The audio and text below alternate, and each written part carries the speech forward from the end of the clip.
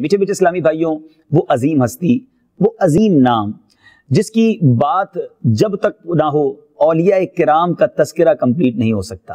اگر اولیاء کرام کے نام لکھے جائیں، اولیاء کرام کی صفات لکھی جائیں، اولیاء کرام کی کیٹیگریز بیان کی جائیں، تو جب تک اس ہستی کا نام نہ لیا جائے بات مکمل نہیں ہوتی۔ آسمان ولایت کے چمکتے ہوئے ستارے، میری مراد حضرت جنید بغدادی رحمت اللہ تعالیٰ علیہ، ویسے بھی ان سے بڑی محبت اور بڑی انسیت ہے، کیوں کہ ہم ان کے سلسلے میں ہیں، ان کا نام بار بار لیتے ہیں، ان کے وسیلے سے دعائیں اپنے شجرے میں کرتے ہیں، اور ان کی جب سیرت پڑھتے ہیں تو وہ سیرت بھی بڑی انوکھی اور بڑی نرالی ہے۔ اللہ نے بڑا خاص انہیں مقام عطا فرمایا، اور اس وقت دل کی کیفیت بھی کچھ عجیب سی ہے کہ ایک ایسے دربار میں ایسی ہستی کے قدموں میں موجود ہیں۔ ہمارا یقین ہے کہ ان کی قبر منور پر رحمتوں کی بارش ہو رہی ہے، اور جہاں رحمتوں کی بارش ہو رہی ہو، بندہ اس کے قریب پہنچ جائے تو کچھ چھینٹے امید ہے کہ ہم پر بھی برس جائیں گے۔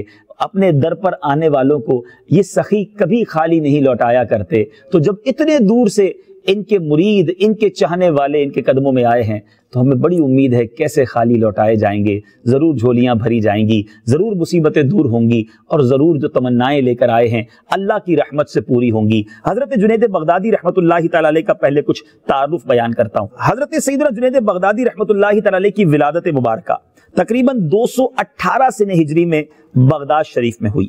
آپ کا نام جنید، نسبت بغدادی، کنیت ابو القاسم، اور کیسے کیسے القابات سے دنیا نے یوں سمجھے آپ کو اولیاء کرام اور علماء کرام نے ان کو القابات عطا کیے۔ سید الطائفہ، طاؤس العلماء، زجاج، لسان القوم۔ آپ رحمت اللہ تعالی علیہ کے والد حضرت سیدنا محمد بن جنید شیشے کی تجارت کرتے تھے اور نہاوند کے رہنے والے تھے۔ حضرت جنید رحمت اللہ تعالی علیہ شروع میں آئینے کی تجارت کرتے تھے، اور اس وقت آپ کا معمول تھا کہ بلا ناغہ اپنی دکان پر تشریف لے جاتے اور پردہ گرا کر 400 رکعت نفل ادا فرمایا کرتے۔ بہت سارے دکاندار، بہت سارے کاروباری افراد مجھے سن رہے ہوں گے، دکان پر جا کر بھی 400 نفل ادا کرنے ہیں، اور ہمارے کئی ایسے مسلمان ہیں جو دکان پر جا کر فرض نماز بھی قضا کر دیتے، کہتے کاروبار میں مصروف ہوتا ہوں، کام کاج کا ٹائم ہوتا ہے، رات کو آ کر قضا کر لیتا ہوں۔ نہیں میرے میٹھے اسلامی بھائیوں، یہاں شاید بہت سارے مدنی چینل کے ناظرین کو نہیں پتا، احادیث میں یہ مفہوم ملتا ہے کہ زمین پر اللہ کے نزدیک سب سے زیادہ پسندیدہ جو جگہ ہے وہ مسجد ہے، اور سب سے زیادہ ناپسندیدہ جگہ جو ہے وہ بازار ہے۔ اگر بازار میں جائیں تو اب وہاں اپنے آپ کو گناہوں سے بچانا ہے۔ ناپسندیدہ کیوں ہے؟ علماء نے اس کی شرح بیان کی، وہاں جھوٹ بولا جاتا ہے، وہاں ملاوٹ کی جاتی ہے، وہاں دھوکہ دیا جاتا ہے، بعض اوقات بدنگاہی کے معاملات ہوتے ہیں۔ تو کاروبار ضرور کیجئے، مگر حلال کیجئے، سچا کیجئے، اور دوران کاروبار بھی اپنے آپ کو گناہوں سے بچا کر نمازوں کی پابندی کیجئے۔ ممکن ہو تو اپنی دکان پر بیٹھ کر بھی اب تلاوت قرآن کر سکتے ہیں، ہم ذکر و اذکار کر سکتے ہیں۔ یہ دکان پر پردہ گرا کر 400 نوافل جو ہے ادا کیا کرتے۔ خود فرماتے ہیں میرے میٹھے اسلامی بھائیوں کہ آپ کا یہ معمول تھا کہ 30 سال تک عشاء کی نماز کے بعد کھڑے ہو کر صبح تک اللہ اللہ کہا کرتے، اور اسی وضو سے صبح کی نماز ادا کیا کرتے۔ اے جنید بغدادی رحمت اللہ تعالی علیہ اور اولیاء کرام کے چاہنے والوں، 30 سال تک ساری رات ذکر اللہ اور عشاء کے وضو سے فجر ادا کی جا رہی ہے، اور ہمارے بہت سارے مسلمانوں کی عشاء بھی قضا ہو جاتی ہے، فجر بھی قضا ہو جاتی ہے، رات گزرتی ہے مصروفیت میں، اللہ اللہ میں نہیں، فلموں ڈراموں میں، تاش کی گڈیوں میں، کیسینوز اور کلبز میں۔ غور کیجئے ہم کدھر راتیں گزار رہے ہیں۔ آج ان کے بازار پر آئے ہیں تو یہ سیکھے نا کہ اللہ والے کس طرح راتیں گزارتے تھے۔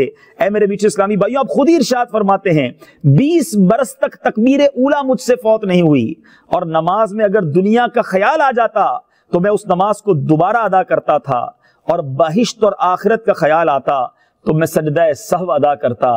یعنی گویا یہ اللہ کی یاد میں گم ہو کر نماز پڑھا کرتے تھے، اور کوئی خیال دل میں گوارا نہ تھا۔ اور ایک آج ہماری نوازیں ہیں کہ کاروبار کے خیالات بھی ہیں، دنیا کے خیالات بھی ہیں، تکبیر اولا تو دور کی بات ہے، جماعت کی پابندی بھی نہیں ہے۔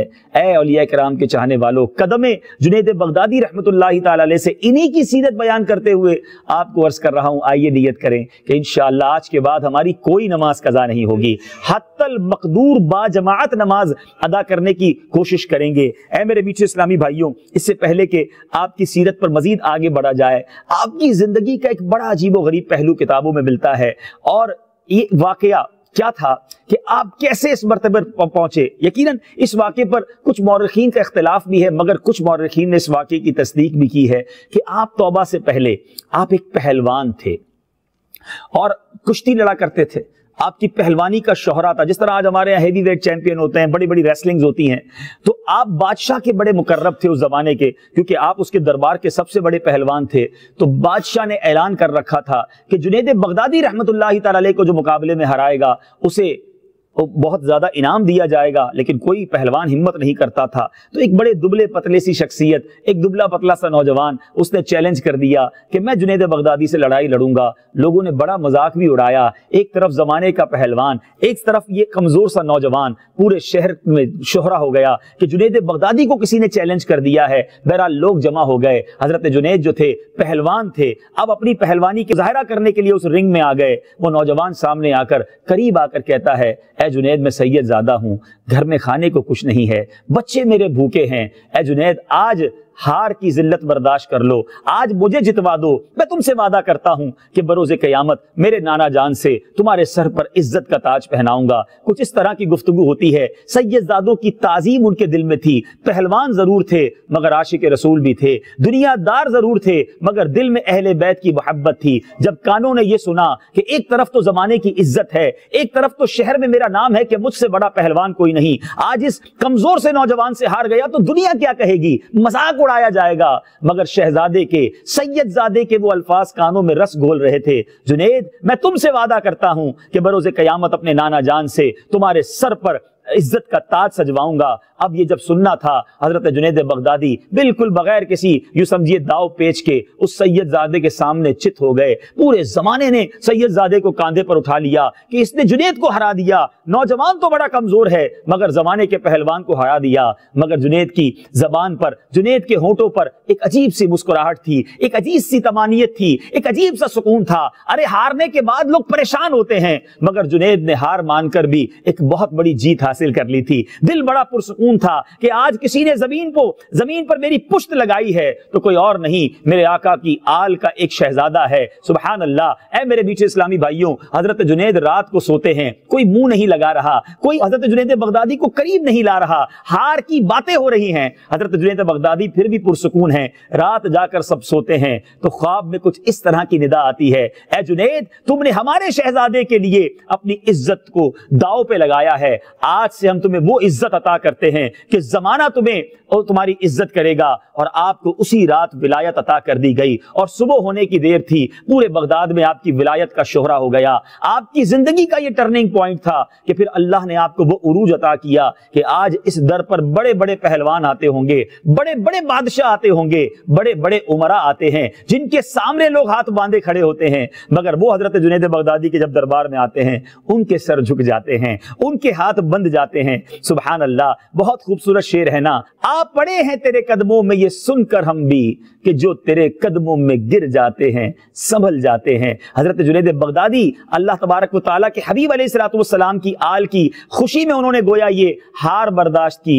अल्लाह ने ये विलायत का ताज उन्हें अता फरमा दिया। हजरत जुनैद बगदादी रहमतुल्लाहि तआला अलैह की जिंदगी के पहलू बड़े निराले हैं। आपके बारे में आता है कि हजरत सरी सक्ती रहमतुल्लाहि तआला अलैह आपसे बड़ी मोहब्बत करते, आपके पीरो मुर्शिद भी हैं। हजरत सरी सक्ती रहमतुल्लाहि तआला अलैह से किसी ने सवाल किया कि कभी मुरीद का दर्जा भी मुर्शिद से बुलंद हो जाता है? फरमाया बेशक जिस तरह जुनैद मेरा मुरीद है लेकिन मरातिब में वो मुझसे ज्यादा है। अल्लाह तबारक व तआला ने आपको ये मर्तबा अता किया। आपका बयान, आपका वाज पता है कैसा था? मदनी चैनल के नादरीन, जब आप वाज फरमाते तो एक बार आपने बयान किया, 40 अफराद मौजूद थे, 22 पर गशी तारी हो गई, 18 का इंतकाल हो गया। यानी आपके बयान में जनाजे उठ जाते थे। ये आपका मर्तबा। हजरत जुनैद बगदादी रहमतुल्लाहि तआला अलैह अपने एक मुरीद से खास मोहब्बत फरमाते। लोगों ने कहा आप एक ही मुरीद पर तवज्जो क्यों फरमाते हैं? तो हजरत जुनैद बगदादी ने क्या कहा کہ یہ مرید جو ہے ادب و عقل میں تم سب سے فائق ہے، تم نہیں جانتے اس کا مرتبہ کیا ہے۔ کہا چلو میں تمہیں ثبوت دیتا ہوں۔ سارے مریدوں کو آپ نے ایک ایک مرغی عطا کی، فرمایا جاؤ ادھر جا کر اس مرغیوں کو ذبح کر کے لاؤ جہاں کوئی دیکھنے والا نہ ہو۔ تھوڑی دیر کے بعد سارے مرید آئے، مرغی ذبح کر کے لائے تھے، مگر وہ خاص مرید کہتا ہے حضور میں جس جگہ پہنچا بڑے مقامات تلاش کیے مگر کوئی ایسی جگہ نہ پائی جہاں اللہ کو دیکھنے والا نہ پایا۔ حضرت جنید رحمت اللہ تعالی علیہ نے فرمایا تم لوگوں نے سن لیا، یہ اس کا خاص وصف ہے، اس لیے میں اسے بہت چاہتا ہوں۔